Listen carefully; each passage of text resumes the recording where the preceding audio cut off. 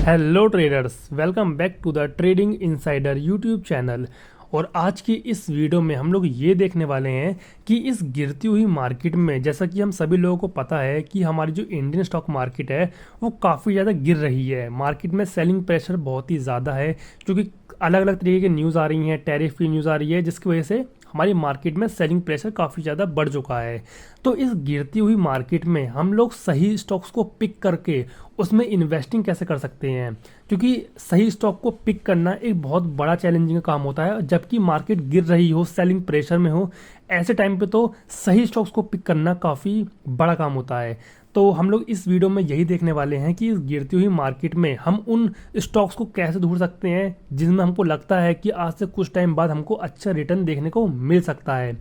तो इस वीडियो में हम लोग यही देखने वाले हैं कि हम कैसे उन स्टॉक्स को फिल्टर करेंगे, हाँ, और उन स्टॉक्स में इन्वेस्ट करेंगे ताकि इन फ्यूचर हम लोग सही प्रॉफिट में आ सकें। तो वीडियो काफ़ी ज़्यादा इंटरेस्टिंग होने वाली है, इन्वेस्टर्स के काफ़ी ज़्यादा काम में आएगी। तो चलिए अब इस वीडियो को हम लोग स्टार्ट करते हैं।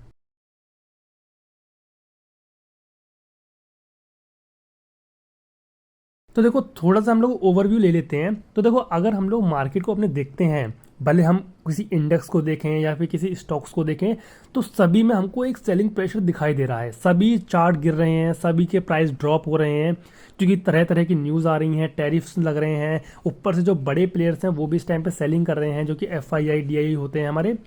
तो ऐसी मार्केट में हम लोग सही स्टॉक्स को पिक करें, ये बहुत ही बड़ा काम हो जाता है, बहुत ही चैलेंजिंग काम हो जाता है, क्योंकि इस टाइम पे मैक्सिमम लोगों के पोर्टफोलियो नेगेटिव चल रहे हैं। सभी जो इन्वेस्टर्स हैं, बड़े इन्वेस्टर हैं, सभी के पोर्टफोलियो इस टाइम पे नेगेटिव चल रहे हैं। तो ऐसे में हम लोग सही स्टॉक्स को पिक करना काफ़ी चैलेंजिंग काम हो सकता है। तो देखो, एक तो सबसे बड़ी बात ये कि हमको जो प्राइस है वो इस टाइम कम मिल रहा है, यानी कि मार्केट करेक्ट हो रही है, प्राइस गिर रहा है, तो सीधी सी बात है हमको सस्ते में स्टॉक्स मिलेंगे। तो इन्वेस्ट करेंगे तो हमको सही प्राइस पे स्टॉक्स मिल जाएंगे। बट वो कौन से स्टॉक्स सही होंगे जो कि रिटर्न दे सकते हैं आगे चल के, वो हम लोग इस वीडियो में आप लोग देखने वाले हैं। तो देखो, इस चीज़ को पता करने के लिए मैं यहाँ पे यूज़ करने वाला हूँ स्कैनएक्स को। अभी स्कैनएक्स क्या है? स्कैनएक्स बेसिकली एक धन की तरफ से मिलने वाला हमको प्लेटफॉर्म है, जहाँ पे हम लोग स्क्रीनर्स, इनसाइट्स, सब कुछ ऑप्शन यहाँ पे देख सकते हैं, वो भी एकदम इजीली। तो धन एक बहुत ही बढ़िया ब्रोकर है जहाँ पे आप लोग इन्वेस्टिंग, ट्रेडिंग सब कुछ कर सकते हो। तो अगर आपको ये स्कैनएक्स यूज़ करना है तो आपका पहले अकाउंट धन के अंदर होना चाहिए। तो डिस्क्रिप्शन में जाना, वहाँ पे मैंने लिंक दे दिया है, जाकर चेकआउट करो, अपना अकाउंट ओपन करवाओ। जब आपका अकाउंट ओपन हो जाए तो आपको सिंपली सर्च करना है scanx.trade। उसके बाद आपको आना है क्रिएट वाले ऑप्शन पे। यहाँ पे हम लोग अपना खुद का स्क्रीनर बनाएंगे, जिसमें वो सब स्टॉक्स की लिस्ट आ जाएंगी जिसमें हमको लगता है कि इन्वेस्ट करके, इस गिरती हुई मार्केट में इन्वेस्ट करके अच्छा खासा रिटर्न बना पाएंगे आज से कुछ महीनों बाद। ठीक है, तो देखो अब स्टार्ट करते हैं। देखो, सबसे पहले तो मैंने यहाँ पे अपना एक्सचेंज कर लिया सिलेक्ट। अब NSE कर लो चाहे BSE कर लो, कोई दिक्कत नहीं है, दोनों ही बड़े एक्सचेंज है हमारे इंडिया में। उसके बाद सबसे पहले मैं ये देखूंगा कि जो हमारी मार्केट कैप है वो 5,000 करोड़ से ऊपर की होनी चाहिए। यानी कि मुझे वो छोटे मोटे कोई भी स्टॉक्स नहीं चाहिए, पेनी स्टॉक्स नहीं चाहिए, जिनकी मार्केट कैप काफ़ी ज़्यादा कम है। मैं कम से कम 5,000 करोड़ से ऊपर वाले स्टॉक्स को यहाँ पे लिस्ट करूँगा। ठीक है, उसके बाद हम लोग दूसरा फिल्टर ये लगाएंगे कि जो स्टॉक्स हैं हमारी, जो कि कंपनियां हैं, वो सेल्स कर पा रही हैं कि नहीं कर पा रही हैं, प्रॉफिट बना पा रही हैं या नहीं बना पा रही हैं क्वार्टरली। तो देखो, सबसे पहले हम लोग यहाँ पे लगाएंगे YoY last quarterly sales growth. ठीक है, इसको हम लोग करेंगे अप्लाई। अब देखो, यहाँ पे हम लोग क्वार्टरली सेल्स में मिनिमम 15% लगा देंगे। यहाँ पे आकर के यहाँ पे हम लोग देंगे कि मिनिमम 15% का क्वार्टरली सेल्स ग्रोथ कम से कम कंपनी करनी ही चाहिए। सेल्स ग्रोथ मतलब रेवेन्यू कम से कम 15% का क्वार्टरली किसी भी कंपनी ने बनाया होना चाहिए, उसके बाद भी हम लोग उसमें इन्वेस्ट करेंगे।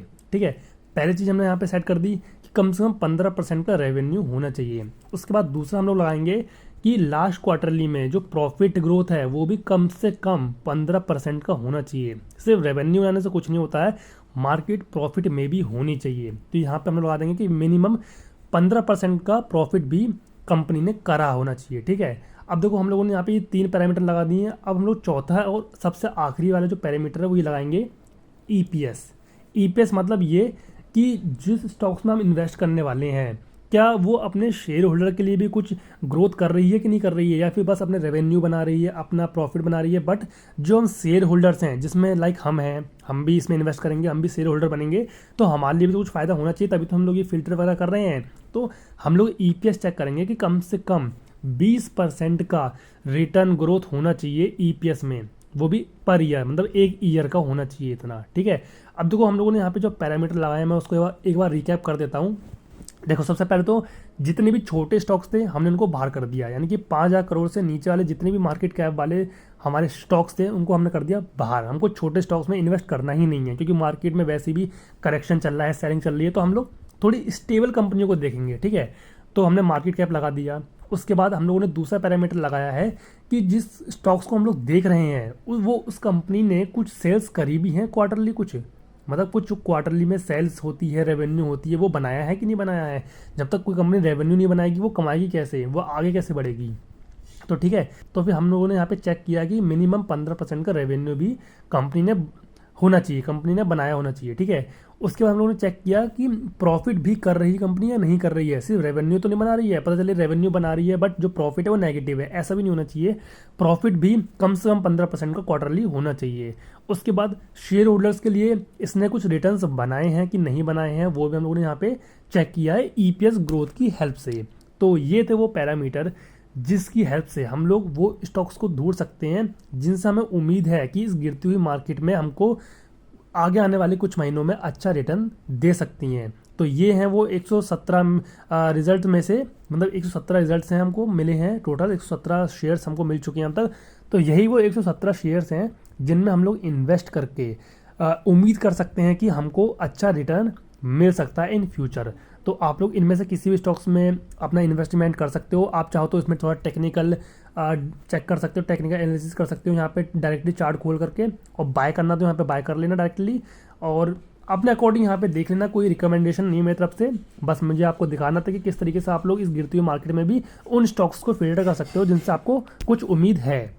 तो यही था आज की इस वीडियो का टॉपिक। और अगर आपको ये स्कैनएक्स यूज़ करना है या स्क्रीनर बनाना है तो आपका पहले धन में अकाउंट होना चाहिए, और इस स्कैनएक्स को यूज़ करने के लिए आपको सिंपली आना है scanex.trade, और उसके बाद आप डायरेक्टली यहाँ इसको यूज़ कर पाओगे।